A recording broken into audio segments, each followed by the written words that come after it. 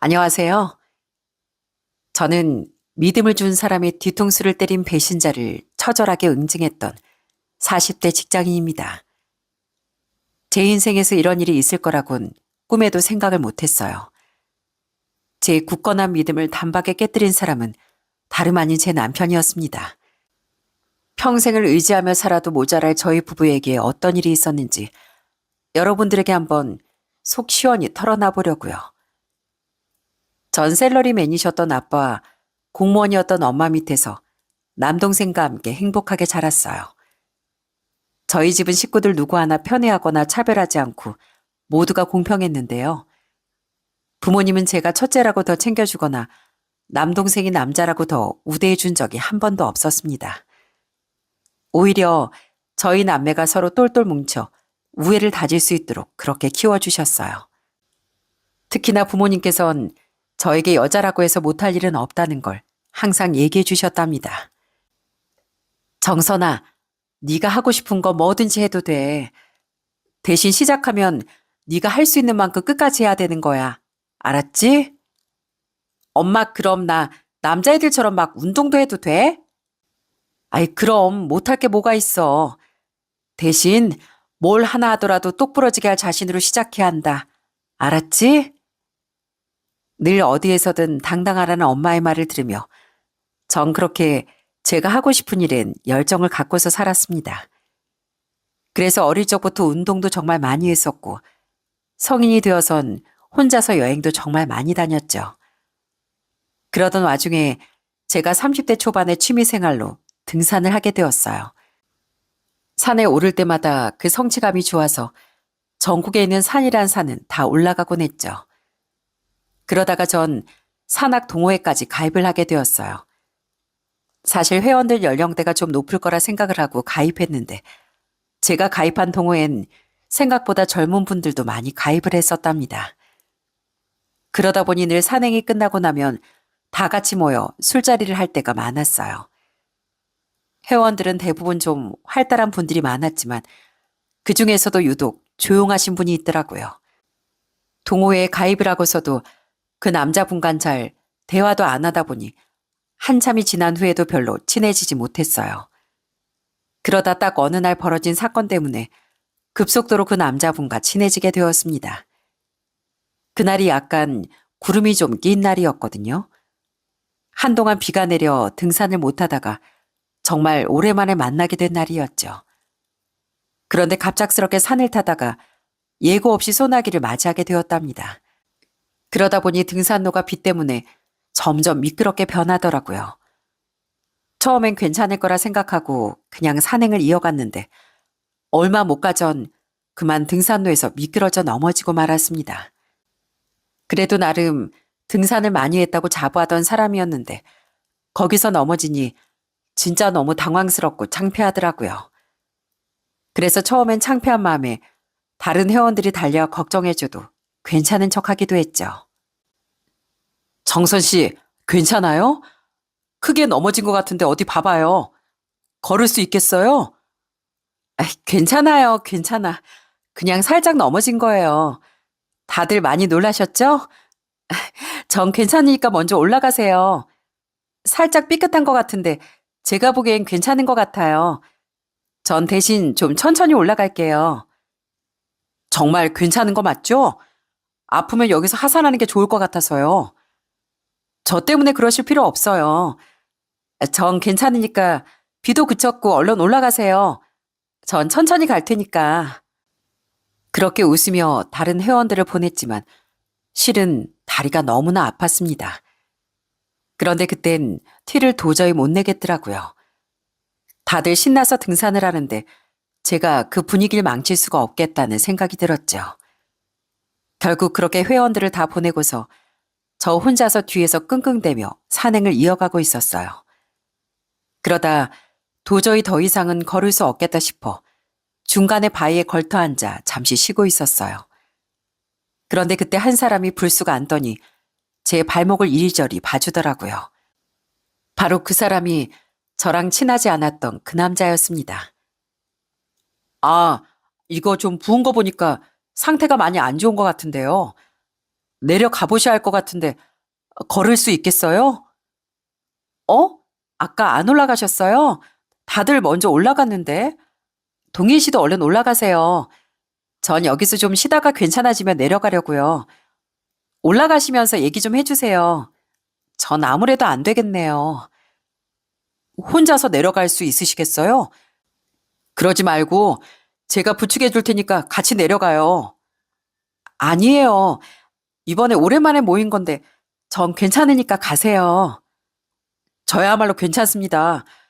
이 산은 제가 수십 번도 더 와봤거든요. 그래서 올라가봤자 특별할 것도 없어요. 오히려 핑계대고 정선 씨랑 내려가서 좀 쉬죠 뭐. 자, 제가 부축해 드릴 테니까 일어나 봐요. 바닥 미끄러우니까 조심하고요.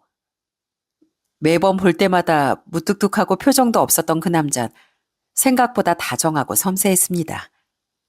산에서 내려가는 동안 얼마나 절 잘 부축해 주는지 편하게 내려올 수 있었죠. 나중에 하산을 하고서 보니까 그 남자분 등이 땀으로 홀딱 젖어 있더라고요. 그 정도로 엄청 절 신경 써서 부축을 하셨던 거죠. 그날 전 그분이랑 다른 동호회 회원들을 기다리면서 산 아래에서 커피도 마시며 이런저런 얘기를 나누게 되었어요. 그런데 대화를 하다 보니 생각보다 참 사람이 진솔하고 생각도 좀 깊은 것 같이 느껴지더라고요. 그렇게 그날 이후로 그 남자와는 정말 많이 가까워졌습니다. 어느 순간부턴 산악 동호회 모임에 나갈 때마다 저도 모르게 그 남자가 왔는지 안 왔는지 찾게 되기 시작했죠. 저뿐만 아니라 그 남자도 저와 같은 마음이었어요. 그 뒤 저흰 자연스럽게 연애를 시작하게 되었죠. 연애를 하면서 더 깊이 알게 된 남자친구는 생각보다 훨씬 더 성실하고 좋은 사람이었다는 거예요. 저보다 2살이 많았던 남자친구는 정말 어른스럽고 진중했습니다. 늘 다른 사람들을 잘 배려하고 예절도 바르고 친절했어요. 그런 남자친구와의 연애는 늘 행복했습니다. 그렇게 저희는 2년여의 연애 끝에 30대 초반에 결혼에 꼴이 나게 되었어요. 저희 집에서도 시댁에서도 반대가 없으셨고 그렇게 수월하게 저희는 부부가 되었답니다. 결혼을 할 때 시댁에선 저희 신혼집을 마련해 주셨어요. 그러면서 시모가 당부하신 건 딱 하나였습니다. 바로 남편을 잘 챙겨달라는 거였죠. 우리 아들이 워낙 애가 순해서 그런지 밖에서도 이리 치이고 저리 치면서 상처도 많이 받았거든. 내가 너한테 부탁할 건 하나뿐이다. 그냥 우리 아들만 잘 챙겨줬으면 좋겠다. 네, 어머님 그건 걱정하지 마세요. 제가 정말 저희 남편 잘 챙길게요. 그래, 아무리 내 아들이라고는 하지만 내가 봐도 우리 아들은 정말 정직하고 착해. 그 마음 알면서 이용하는 사람들도 정말 많았고 넌 우리 아들 마음 이해하지? 옆에서 많이 챙겨주고 도와주면 우리 아들도 그만큼 너한테 잘할 거다. 그렇게 시댁에서 신혼집 마련에 도움을 주셨지만 비용 전부를 대주신 건 아니었다 보니 대출을 일부 받아야 됐고 대출금은 저와 남편이 공동으로 냈었습니다. 저나 남편이나 그저 평범한 직장인이다 보니까 엄청 여유로웠던 건 아니었지만 그래도 신혼집 걱정도 많이 덜었고 번 돈으론 알뜰살뜰 살림을 하면서 행복하게 생활을 했어요. 결혼을 하고서 저희는 아들 1명을 낳았고 2년 후엔 딸을 낳아 저희 집은 더욱 복작복작해졌습니다. 아이들을 키우는 일은 생각보다 힘들었어요. 특히나 일을 하면서 동시에 아이까지 키우다 보니 정말 하루가 어떻게 지나가는지 모를 때가 많았죠. 그래도 남편이 같이 으쌰으쌰 힘내면서 생활했습니다. 그렇게 아이들이 태어나고 나서부턴 1년이 진짜 순식간에 지나가더라고요. 그러다 좀 편안해진 건 애들이 초등학교에 들어갔을 때였어요. 아이들이 어느 정도 크니까 손도 많이 가지 않고 수월해지기 시작했답니다. 그러면서 생활이 안정을 찾더라고요. 그러던 어느 날 결혼한 지 12년 차가 되던 해 저희 집에 큰 위기가 닥치게 되었습니다. 바로 남편이 실직을 하게 된 거였죠. 사실 그 전부터 남편 회사가 임금도 자꾸 밀리고 위기가 있었는데 괜찮아질 줄 알았던 상황이 더 나빠져 한순간에 문을 닫게 된 거였어요. 제가 돈을 벌고 있긴 했지만 남편의 갑작스런 실직은 정말 당황스러운 일이었죠. 특히나 애들도 점점 커가는 상황에서 수익이 줄어들었으니 어떻게 해야 하나 걱정이 이만저만이 아니었습니다. 남편도 이것저것 다시 취직을 해보려고 해도 사실상 쉽지가 않았어요. 이미 40대가 넘어간 상황에서 재취업을 할 수 있는 곳은 마땅치 않았거든요. 그렇게 고민을 하던 와중 어느 날 남편이 저한테 조심스럽게 얘기를 하더군요. 여보, 내가 아는 선배가 한 명 있는데 그 선배가 운영하는 공장에 자리가 하나 났대. 내가 거기서 야간 일을 하면서 생활비를 벌면 어떨까? 공장에서? 그것도 낮에 하는 일도 아니고 야간 일을? 당신 정말 괜찮겠어? 그리고 하던 일도 아니잖아. 무리하는 거 아니야? 무리는 무슨, 몸으로 고생해야지. 애들도 커가는데 이렇게 손 놓고 가만히 있을 순 없잖아. 걱정하지 마. 그 선배가 옆에서 잘 알려준다고 했으니까 괜찮을 거야. 사실 전 남편이 공장에서 일한다고 하니 정말 걱정이 많았습니다. 사무직으로 일하던 남편이 과연 잘할 수 있을까? 힘들진 않을까? 내가 말려야 하나 싶더라고요. 그런 제 마음을 알았는지 남편은 절 데리고 공장에 가 선배를 소개해 주기도 했어요. 직접 공장에 가서 보니까 외국인 근로자분들도 많았는데 다들 좀 힘들어 보이더라고요. 그 모습을 보니 걱정도 되어 그 선배분한테 조심스럽게 부탁도 드렸답니다. 저희 남편이 공장 일은 처음이라 정말 잘 부탁드려요. 아유, 제가 더 잘 부탁하죠, 재수 씨. 요즘 솔직히 젊은 사람들 이런 일 잘 안 하려고 하는데 동생이 40 중반밖에 안 됐는데도 한다고 해서 솔직히 저 놀랐습니다. 얘가 어릴 적부터 책임감도 진짜 강하고 그래서 그런지 결혼하고서도 일 시켜달라 그러더라고요. 자식들 키워야 한다면서 그 정도로 책임감이 참 강한 친구입니다, 얘가. 저희 남편 잘 봐주셔서 감사해요. 앞으로도 정말 잘 부탁드려요. 일손도 많이 딸렸는데 오히려 제가 더 고맙죠. 걱정 마십시오. 동일이 잘할 겁니다.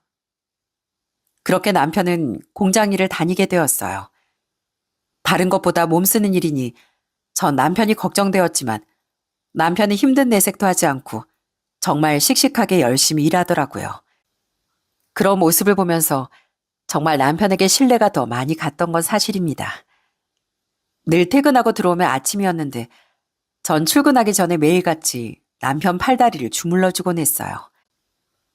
여보, 앉아봐. 여기 어깨 쪽도 많이 뻐근하지?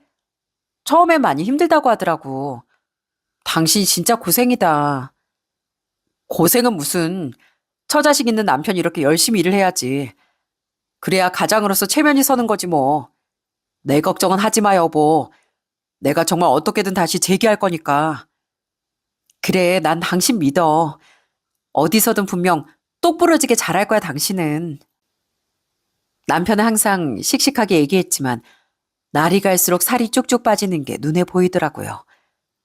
그래서 전 밥도 늘 보양식으로 차려주곤 했습니다. 퇴근하고 바로 밥을 먹고 자야 되니 아침부터 든든하게 먹을 수 있도록 챙겨주고 출근했죠. 저녁이면 남편이 출근하기 전에 되도록 잘 먹을 수 있게 백숙도 하고 장어도 사서 구워주고 그렇게 기력을 채워주려고 노력했답니다.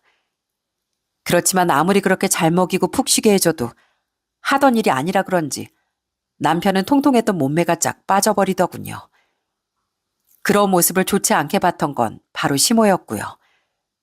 가끔 시댁에 갈 때면 시모는 남편 모습에 엄청 속상해했어요. 남편이 집안에서 장남이었는데 거기다가 남편 밑으로 신우만 둘이라 귀한 아들이었거든요.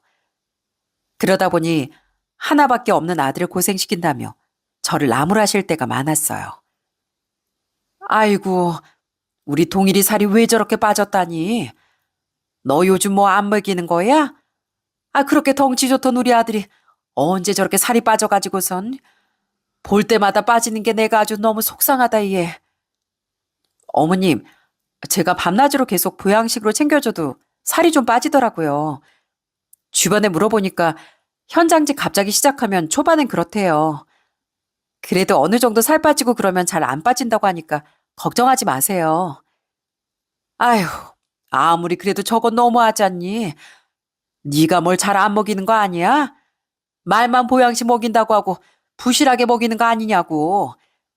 이 시애미 앞에서만 잘하는 척하는 거 그런 거 아니지? 나 우리 아들 고생하는 걸 솔직히 보고 싶지 않다.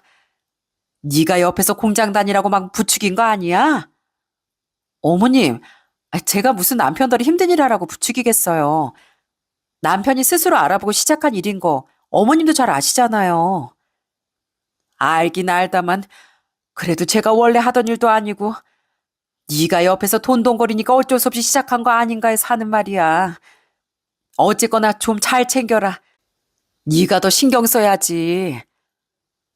그렇게 노력하고 챙겨줘도 부족하게만 보는 시모를 볼 때마다 참 속상하더라고요. 아무리 제가 잘한다고 말해도 시모 믿지도 않았습니다. 거기다가 남편이 갑자기 힘든 일을 하는 게 다 제 탓이라고 생각하기 시작하더라고요. 어느 날은 시댁에 갔더니 제 가방을 보고 시모가 지적을 하시는 거 있죠? 예, 너 가방 샀니? 아이, 딱 보니 비싼 거 같은데 뭐 어디서 산 거야? 아, 이거요? 이거 친정에서 부모님이 생일이라고 선물해 주신 건데 저번에도 보셨잖아요. 아이구야, 너희 친정은 니네 집 사정은 생각도 안 한다니? 이런 거 선물로 줄 거면 차라리 돈으로 생활비 하라고 줘야지. 뭘 그렇게 비싼 가방을 준다니? 고생하고 있는 사이인 생각도 안 한다니? 네? 어머님, 다른 것도 아니고 생일 선물 한번 준 건데 그거 가지고 지금 무슨 소리 하시는 거예요? 아니, 그렇잖아. 솔직히 난 아직도 이해가 안 된다. 아무리 자식이 둘이라 하지만 너도 벌이가 있는데 굳이 그 저녁에 아들이 나가서 일을 해야 된다는 게 난 도무지 이해가 안 돼. 네가 이렇게 생활비 펑펑 쓰고 그러니까 쪼들려서 그런 거 아니냐고. 내 볼 때마다 얼마나 신경이 쓰이는지. 너도 나중에 네 아들 커서 봐봐라. 곱게 키워놨더니 밖에서 고생하는 걸 보면 얼마나 마음이 아픈지. 은근히 남편이 공장에 다니는 게 시모는 제 탓으로 생각하시니 점점 전 시댁과 거리를 둘 수밖에 없더라고요. 더군다나 철없는 시누이들은 어찌나 그렇게 바라는 게 많은지 마치 저희 남편이 벌어오는 돈을 무슨 자기들 돈처럼 생각을 할 때가 많았습니다. 한 번은 시누이들이 살을 뺀다며 헬스장 등록비를 당연히 내달라는 거예요. 언니, 오빠 요즘 공장 다니면서 돈 많이 번다면서요? 그 돈 우리 헬스장 등록해주면 안 돼요? 요즘 살이 너무 쪄서 좀 빼야 될 것 같은데. 네? 아가씨 저번에도 아가씨 학원 다닌다면서 돈 내달라고 하더니 학원 등록도 안 했잖아요. 그거 알고 오빠가 절대 다음엔 안 된대요. 그런 게 어딨어요. 언니 괜히 우리한테 돈 쓰기 싫어서 그런 거 아니에요? 솔직히 오빠 그렇게 고생하면서 버는 돈, 언니가 벌어오는 돈에 비하면 훨씬 더 많을 텐데. 나머지 본가 식구들한테 쓰는 거죠. 뭐 언니가 안 된다 뭐라 할 건 아니잖아요. 오빠 보니까 혼자서 생고생하면서 돈 버는 것 같은데 언니 혼자 쓰려고 그러는 거예요? 좀 너무하네요. 그럼 아가씨가 오빠한테 직접 얘기해요. 제가 뭘 혼자 쓰려고 그런다 그래요? 아휴, 왜 그래요, 새언니. 그냥 좀 해줘요. 오빠 고생하면서 번 돈 우리 집 지분도 있는 거 아니에요? 엄마 아빠가 신혼집까지 해주니까 언니 지금 그렇게 편하게 살 수 있는 거 다 오빠가 고생하면서 돈 버니까 그런 건데 아이 좀 나눠줘요. 정말 뻔뻔하게 말하는 시누이들을 볼 때마다 어처구니가 없었지만 신우들은 날이 갈수록 철이 더 없어질 뿐 정신을 차리지 못하더라고요. 공장 일을 하면서 남편 벌이가 좀 늘어나니 그게 당연히 시댁에도 가야 된다고 생각하는 게 정말 어이가 없었죠. 저희한테 그렇다고 뭘 대단하게 해주는 것도 아닌데 그놈의 신혼집 하나 해준 걸로 10년을 넘게 이러고 닥달을 하니 참 속이 터지더군요. 그리고 시댁도 시댁이었지만 무엇보다 시간이 지날수록 남편도 점점 달라지기 시작하더라고요. 어느 날부턴 아침에 딱 들어오면 술 냄새가 날 때도 있었답니다. 그럴 때마다 물어보면 남편은 대수롭지 않게 얘기를 하더라고요. 나왔어. 아우, 피곤해. 고생했어, 여보. 어? 근데 이게 무슨 냄새야? 당신 술 마셨어? 아, 오늘 일이 좀 일찍 끝나서 아침에 선배랑 한 잔 마셨지. 아침밥은 먹고 왔으니까 차리지 마. 나 바로 씻고 잘 거야. 술 냄새가 이렇게 많이 나는데 대체 얼마나 마신 거야? 그리고 이거 무슨 냄새야? 무슨 향수 냄새도 나는데? 향수? 에이, 그냥 다른 손님 향수 냄새 때문이겠지. 아무튼 나 피곤해. 들어가서 씻고 잔다. 당신도 출근 잘하고. 그런 일이 처음엔 한두 번 일어나다가 점점 시간이 지나면서 매일 술 냄새가 풀풀 풍기곤 했습니다. 그러다 보니 좀 이상하다는 생각도 들더라고요. 아무리 그래도 일 끝나고 맨날 술을 마시는 게 정상인가 싶었거든요. 처음엔 현장에서 몸을 쓰며 일을 하니 그럴 수 있다 싶다가도 이상하게 향수 냄새나 이런 것도 같이 풍겨오니 수상하더라고요. 그러던 어느 날 집에 남편 앞으로 우편물 하나가 날라왔습니다. 그런데 발신질 보니 다른 것도 아니고 경찰서더라고요. 도대체 무슨 일이길래 경찰서에서 우편이 날아왔을까 싶어 전 바로 그 우편을 열어봤습니다. 그런데 그 내용을 보고서 전 정말 기절초풍하는 줄 알았어요. 그건 바로 경찰 출석 요구서였거든요. 출석 요구서라뇨? 뭔가 잘못한 게 있거나 사건에 휘말리면 받는다던데 남편 이런 일에 휘말릴 게 뭐가 있을까 해서 놀라서 내용을 보니 그건 직업안정법 위반 혐의였습니다. 전 이게 뭔지 그때는 정확히 알지 못했어요. 나중에 남편의 실체를 알고 나서야 모든 진실을 알게 되었죠. 그때가 마침 남편이 쉬는 날이라 전 바로 남편에게 그 우편물을 들고서 따져 물었습니다. 여보, 이거 뭐야? 경찰서에서 보낸 건데 출석 요구서라니. 당신 야간에 힘들게 일하면서 고생한 것밖에 없는데 갑자기 이게 뭐야? 아니, 그게 아니라 좀 오해가 있었어. 별거 아니야. 별거 아니라니. 경찰서에서 출석 요구서 받는 사람이 어디 흔해? 이게 뭔데? 뭐 때문에 대체 그런 건데? 별거 아니라니까. 아니, 근데 왜 남의 우편물을 함부로 뜯어봐? 아무리 부부 사이라고 해도 이렇게 마음대로 뜯어보는 건 좀 아니지 않아? 왜 그걸 뜯어보냐고. 아이, 진짜. 그리고 그냥 좀 놔둬라. 쉬는 날엔 좀 쉬게 좀 놔두라고. 전 남편이 제대로 설명도 안 하고 다짜고짜 화를 낸다는 게 너무 어처구니가 없었어요. 아니, 오해라면 저한테 어떤 일이 있었고 이런 걸 다 설명할 수 있는 거 아닌가요? 말도 제대로 하지 않으니까 좀 수상하더군요. 안 그래도 전부터 자꾸 행적이 이상하다 싶었는데 뭔가를 숨기고 있다는 생각이 딱 들더라고요. 그래서 전 남편의 뒤를 쫓아가 보기로 다짐했어요. 일단 애들이랑 친정에 다녀온다고 하고서 전 남편 출근길을 뒤쫓게 되었습니다. 그런데 남편이 향한 곳은 공장이 아니더라고요. 어딘가 차를 세우더니 갑자기 검은색 봉고차를 몰고선 남편이 한 건물에 딱 도착을 했습니다. 그러면서 거기로 올라가더니 갑자기 여자들을 태우고선 또 어디론가 향하더군요. 그리고서 다시 도착을 한 곳은 다름 아닌 유흥업소였습니다. 그때서야 전 남편이 어떤 일을 하는지 딱 눈치를 챌 수 있었어요. 세상에, 남편은 저한테 선배 공장에서 일한다고 해놓고선 그동안 보도방을 운영하고 있었던 거였습니다. 여러분들 보도방 아시나요? 방에 아가씨들을 고용해서 불법으로 노래방이나 유흥주점 이런 곳에서 일하게 하는 그런 곳이요. 그런 곳을 남편이 운영을 하고 있었던 거죠. 그걸 보고선 얼마나 깜짝 놀랐는지 진짜 말문이 막히더라고요. 그날 남편이 하는 일을 지켜봤는데 정말 기가 막혔습니다. 아가씨들을 이곳저곳에 데려다 주면서 사장인지 실장인지 아는 사람들한테 현금을 받기도 하고 그러는 걸 보는데 진짜 제가 지금까지 알던 남편이 맞는가 싶더라고요. 결국 전 정차돼 있던 봉고차를 향해 문을 두드렸습니다. 당연히 그 안에 있던 남편은 깜짝 놀랐죠. 처음엔 안에서 분명 좀 놀란 얼굴이 보이는데 문을 도무지 안 열어주는 거예요. 전 밖에서 문을 열라며 조용히 얘기를 했습니다. 문 열어.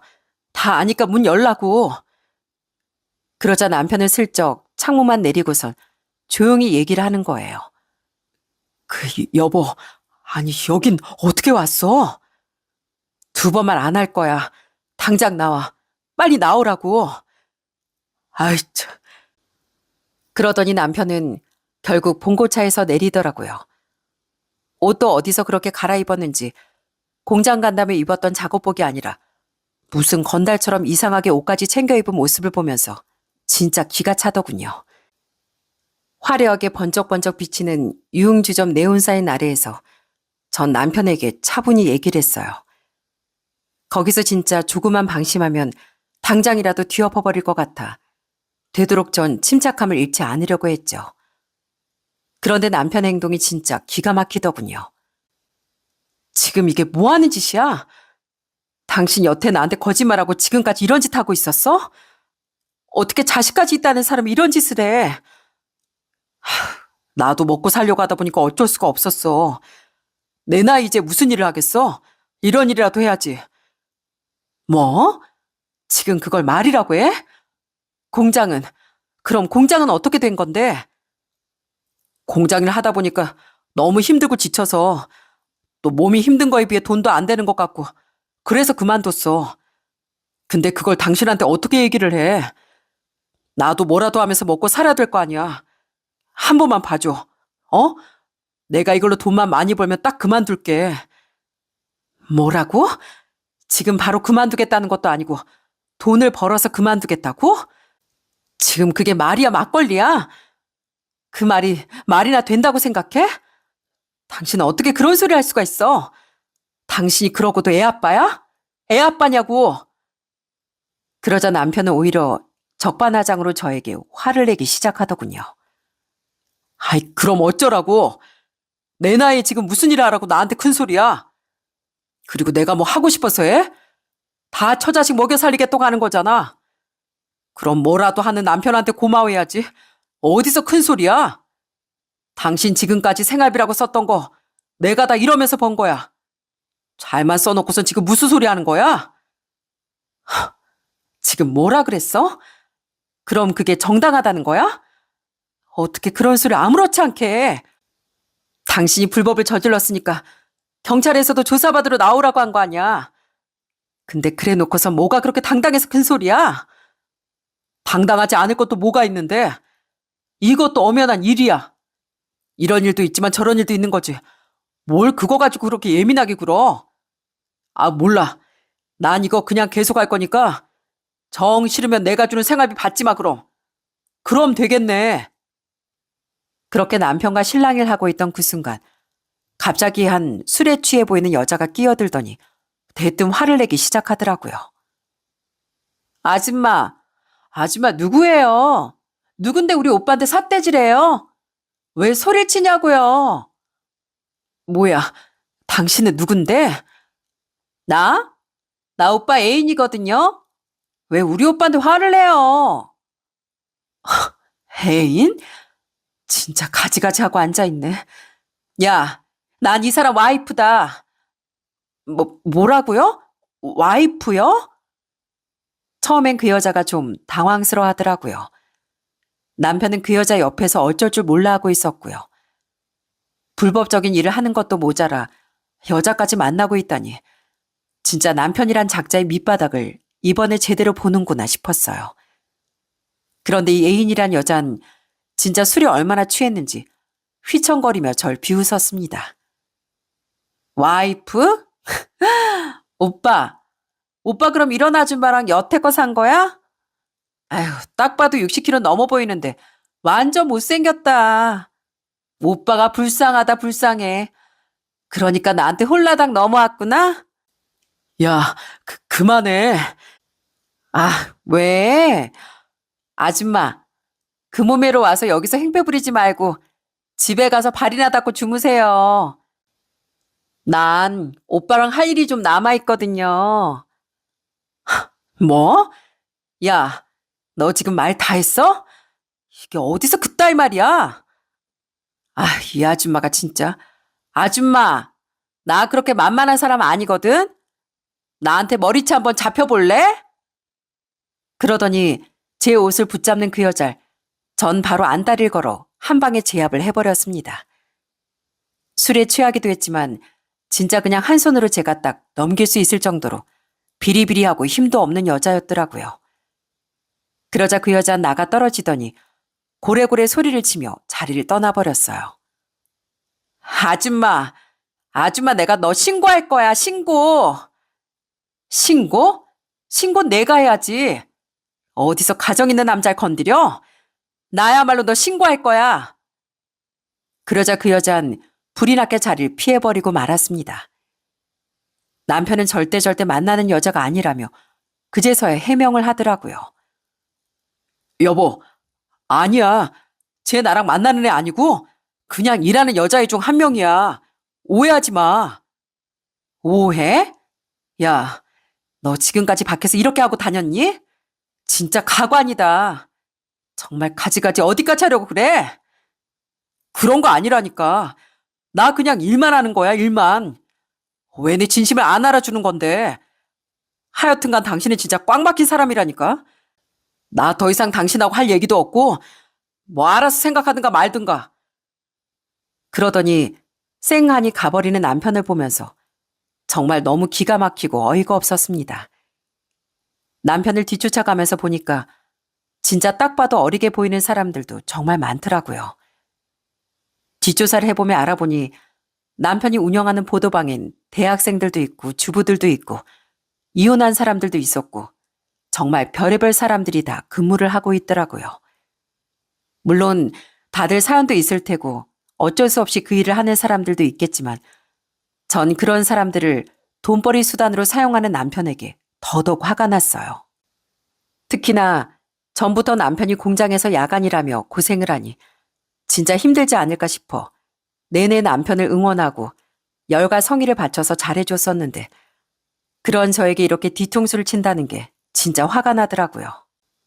그동안 믿었던 남편에게 정말 큰 배신감이 느껴졌습니다. 그러다 보니 이게 정신적으로 힘드니까 몸까지 슬슬 아프기 시작하더군요. 잠도 제대로 못 자고 집에 와선 또 아무렇지 않게 혼자 술 마시며 배달 음식 시켜 먹는 남편 꼬라지를 보니까 속에서 천불이 나고 그렇다고 애들한테 말도 못하고 정말 미치겠더라고요.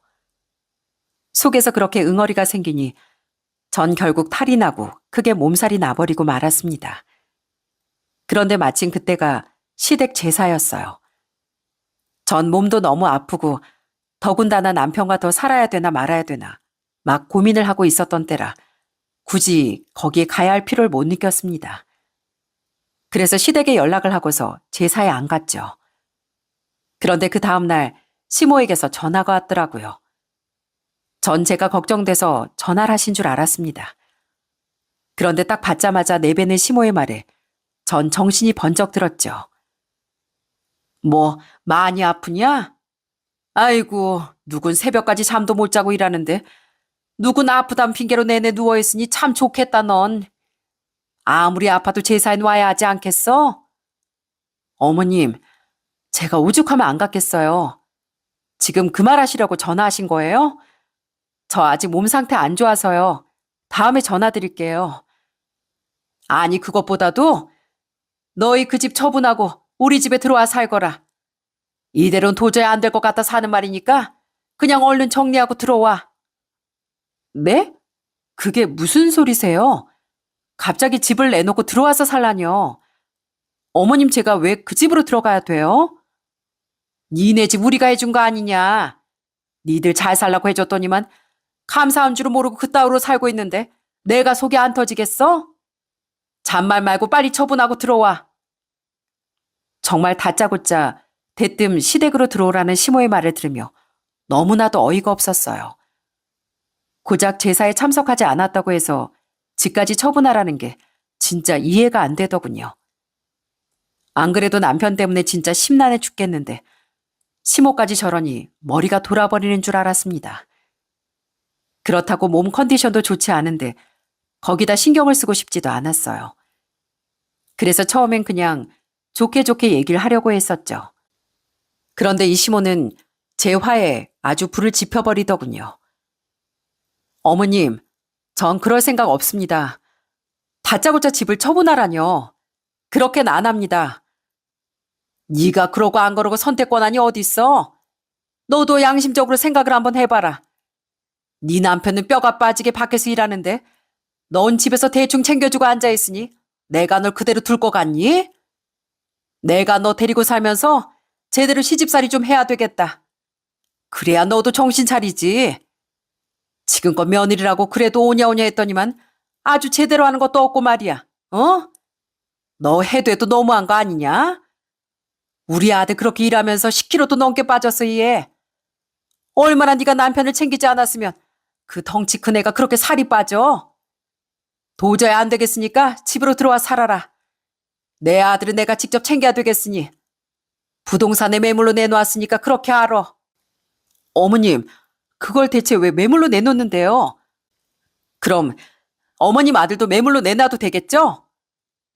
아이, 그게 무슨 소리야? 우리 아들이 물건이냐? 네가 뭐 내놓으라 말아 하게. 이것 봐라, 이것 봐. 우리 아들을 평소에도 얼마나 무시하고 다녔으면 우리 아들을 매물로 내놓느니 많이 할 수가 있어. 밖에서 공장 다니면서 고생하는 건 고생도 아니냐? 다른 사람들한테 좀 물어봐. 이 정도로 가정에 헌신하는 남편이 어디 있나? 네, 시모는 본인 아들만 정말 생고생하면서 가정을 지키고 있다고 생각했던 거였어요. 제가 고생하는 건 별것도 아니고 자기 자식만 그렇게 고생한다고 생각하니 제가 제사에 안 갔던 게 아주 꼴배기가 싫었던 거죠.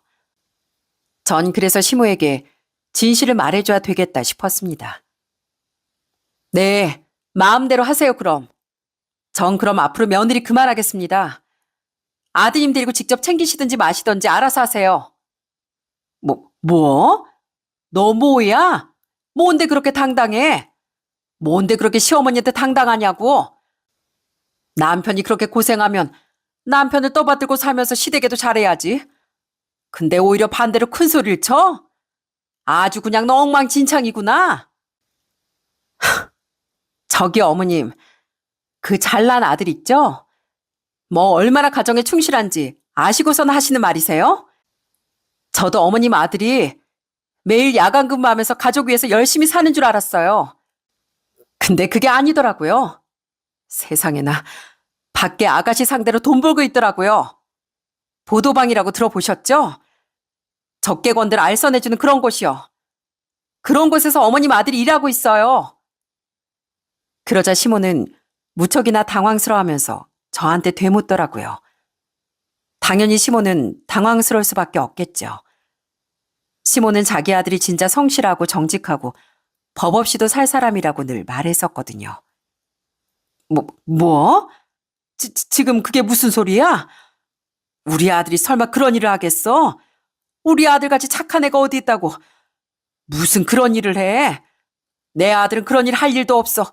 말도 안 된다. 말도 안 돼. 제가 직접 다 눈으로 목격하고 사실 확인까지 하고 말씀드리는 건데요. 그런 남편을 제가 지금껏 성심성의껏 모시며 살았는데 얼마나 제 속이 문드러지겠어요.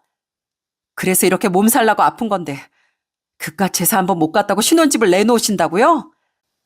그런데 그 신혼집 진짜 어머님이 다 해준 거 아니잖아요.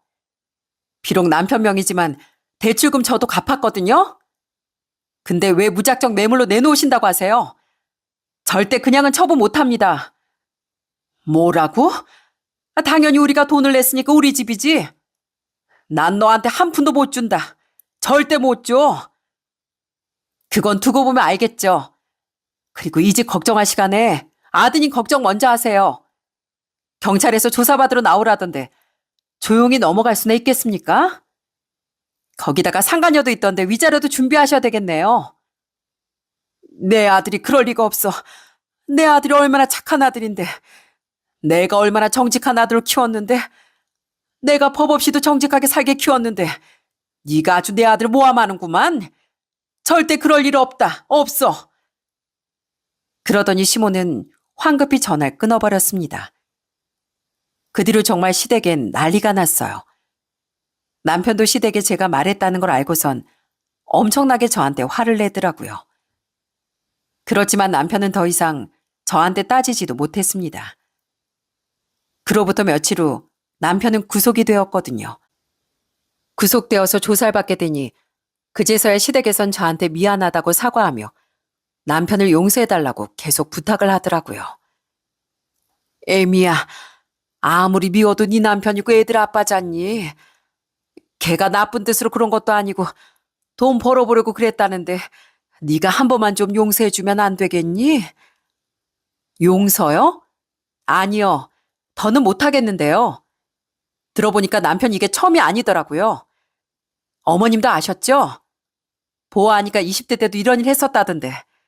그때 처벌받고서 이번에 또 걸리니까 가중처벌 받게 된 거라던데요. 그거 다 아시면서 그동안 그렇게 착한 아들 연부를 외우셨어요? 아니, 그게 아니라 걔가 마음은 진짜 착한 애야. 어떤 착한 사람이 밖에서 그런 불법을 저지른답니까? 다른 것도 아니고 보도방이요. 멀쩡한 사람이 누가 그런 일을 하냐고요. 전 용서 못합니다. 그런 아빤 창피해서 애들 곁에 두고 싶지도 않네요. 아휴, 애미야. 아무리 그래도 한 번은 기회를 줘야 하지 않겠니? 친구가 내비가 못한 것도 아니고 잘해왔잖아. 어? 그러니까 딱 한 번만 좀 용서해다오. 걔가 너한테 용서 빌고 싶은데 구속된 상태로 이러지도 못하고 저러지도 못하는 거잖니. 됐어요. 전 이혼 소송할 겁니다. 그동안 저 꼴도 보기 싫으셨는데 잘 되셨네요.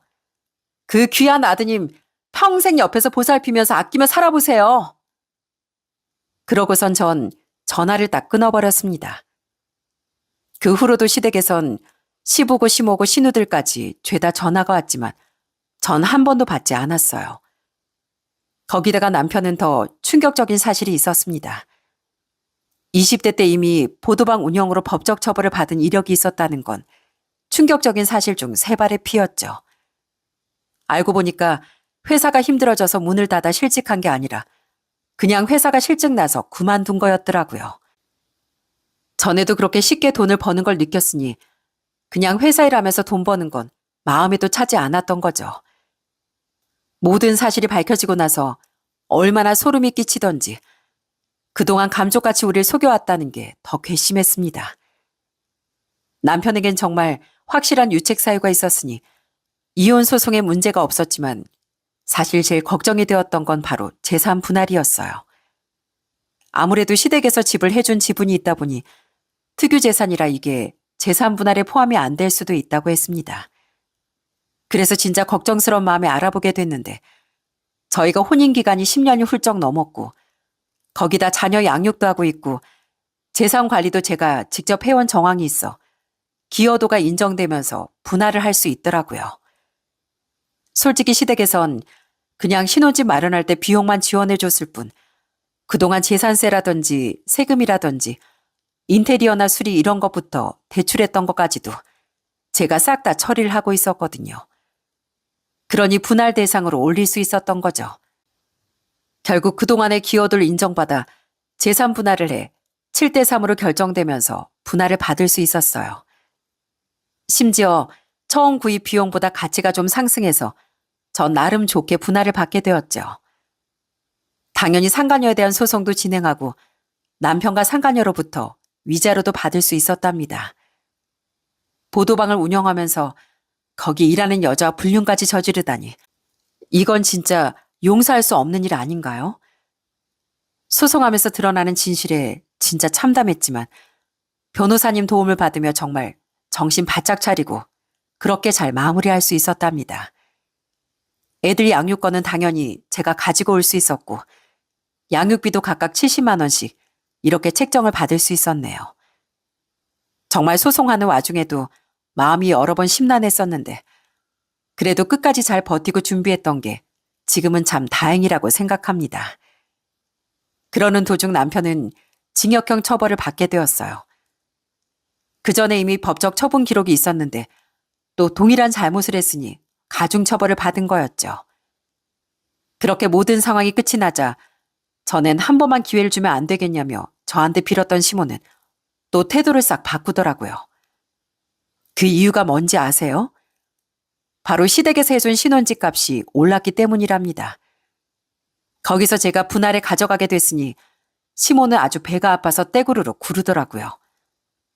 저한테 전화를 해서 고래고래 소리치며 따지는데 정말 웃겼습니다.